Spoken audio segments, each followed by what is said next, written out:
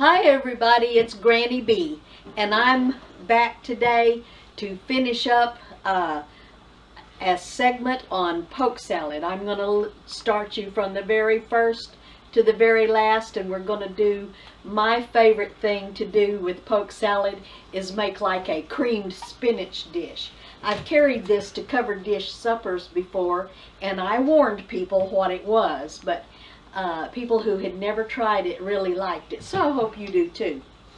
I'm sorry, I had told some people in comments that I would do this last Sunday, but it's just rained so much we couldn't get out and get any more until today. So I'm going to start off with reading what Jethro Kloss said in his book Back to Eden. This is an old book. In fact, it was published in 1949. But it has some excellent advice in here. He was a naturalist. Its botanical name is Phytolacca decandra. Its common names are redweed, red ink plant, pokeweed, garget, pigeonberry, skoke kokum, Virginia poke, poken bush, kunker jalap, I guess, American nightshade, and red ink berries. He says that the root of the plant is what's medicinal, but the tender leaves are also excellent for greens for the dinner table, especially in the early spring. They're eaten by many people for the purpose of toning up the whole system. It's a good spring tonic. The green root of poke is the most useful agent, and it lists a whole bunch of things on here. In your comments below, if you should ask me to list them, I will, but I won't take the time in this video. These are two of the smaller sized ones, and this is just about the size of a poke that you want to pick when it's at its very best. But we do have some larger ones, and one of them has even started to want to make a flower. So in the very top, you spread those leaves out at the top, and you'll see this little spike come up there. Looks kind of like a pipe cleaner. Looks kind of like a pipe cleaner. And then those little nibs on that stalk will get bigger, and then eventually that will be a flower, and it will leave the ink berries. When it gets ripe, it leaves ink berries. So this one is still tender enough that we can use the leaves off of this plant, but much older than that, and I wouldn't touch it at all. But the leaves are still pretty and green and very soft, so I'm thinking it's okay. So that's how you'll know if you truly have poke, if it's still good enough to eat, or if you should bypass it. Because the younger it is, the less wild the taste is. Okay. So when you can find them about like this, though, this is perfect. So I'm going to show you what I do with these, and that is I just pick the leaves off, the good pretty leaves. Beautiful. Beautiful. So I will continue on this way and show you what it looks like on the inside of this, because the stalk, the young stalks are edible too. The way you can tell if the stalk is still edible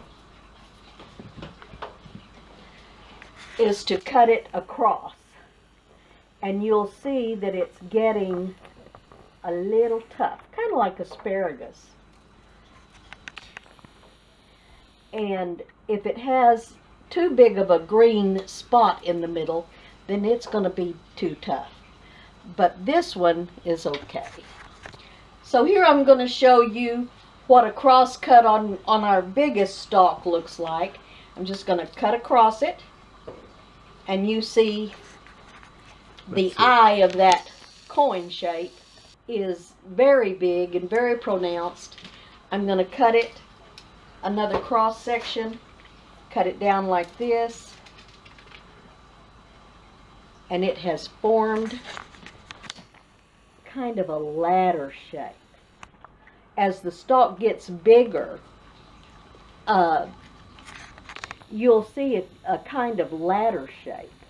As the stalk gets larger, it needs more and more support, and so it starts building these little ladder formations in here that gives it strength. That is way too hard to be eating, and so I'll just put that in the compost. So I'm going to continue to take these leaves apart. I'm going to take these leaves off of the stalks and wash them, and I'll get back with you whenever I have them all washed. You're going to want a big pan, and you're going to want a strainer. So let's get started washing these and see what we have. Okay, I have finished. I've got my scraps here that's going to the compost pit. Here's an example of some of the leaves that I threw away with the holes in them. Here's an example of some of the stalks that are too large, and you can clearly see that little eye in there. I've got some water starting to boil here. Here's my yield. This is how much yield we had of the good leaves and the good stalks. And we're just going to wash them.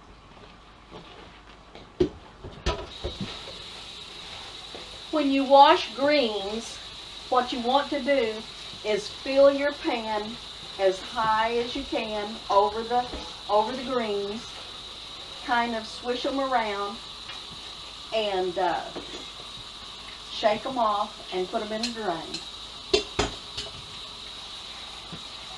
If you do this, then the grit will fall down into the pan of water, into the bottom of the pan of water. So just kind of bounce it around a little bit.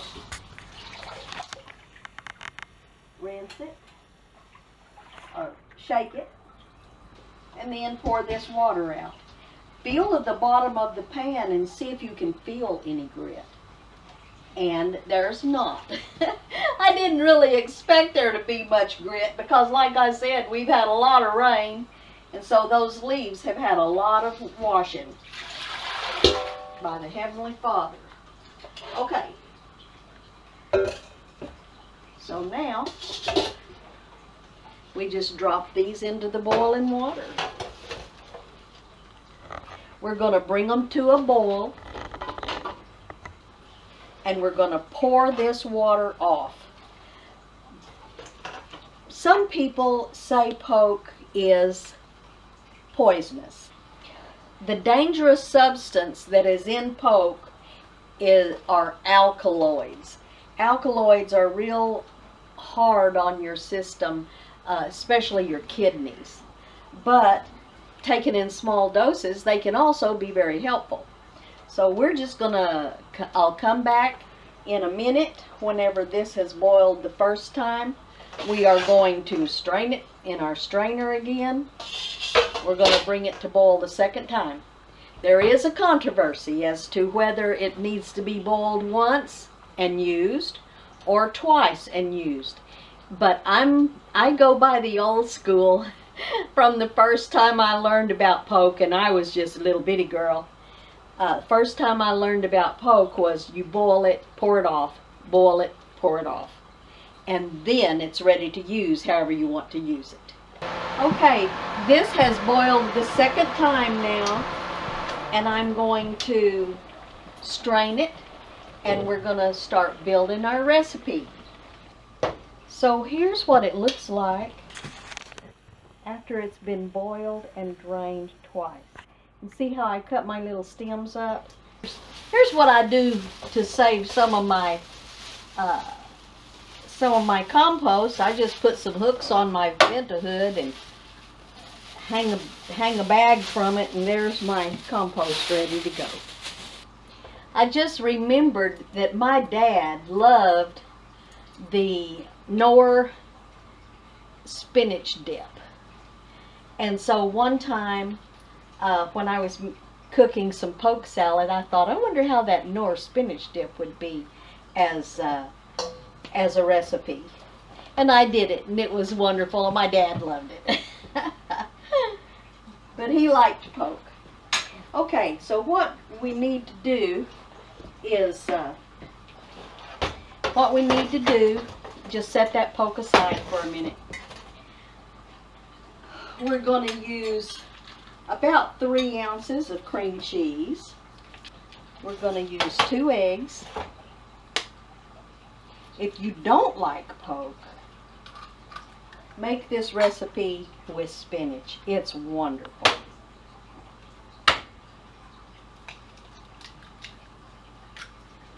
Two eggs. Mix it up good. 2 tablespoons of butter. We'll put that in also at the same time. Okay, we've got our eggs and our cream cheese blended. We're going to put 1 tablespoon of butter in here and about a fourth of an onion. And we're going to saute that onion in that butter. While that's sauteing, we're going to put some seasonings in. We've got salt and pepper, my homemade salt and pepper blend.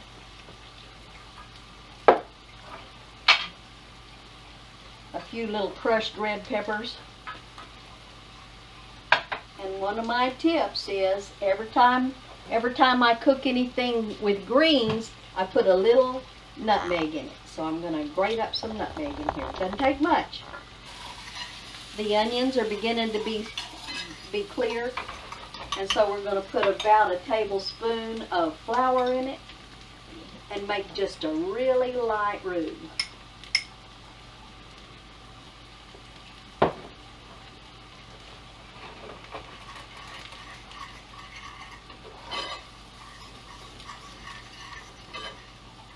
Just cook it until you can smell that nuttiness and know that your flour's been cooked to get the flour taste out. Doesn't take long.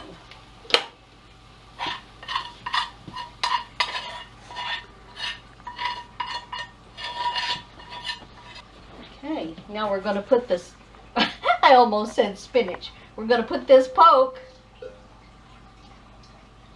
in your cream cheese mixture. And we're going to put it in a buttered casserole dish.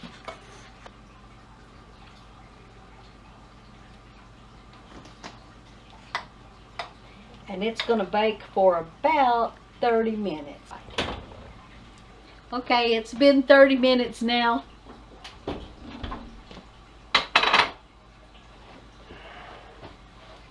It looks just like creamed spinach, but it's poke.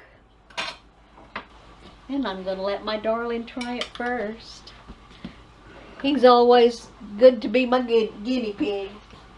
That's good. Okay.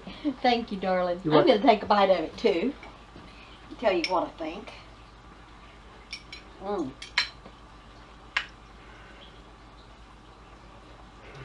Tastes like creamed spinach, but it's got a wang to it.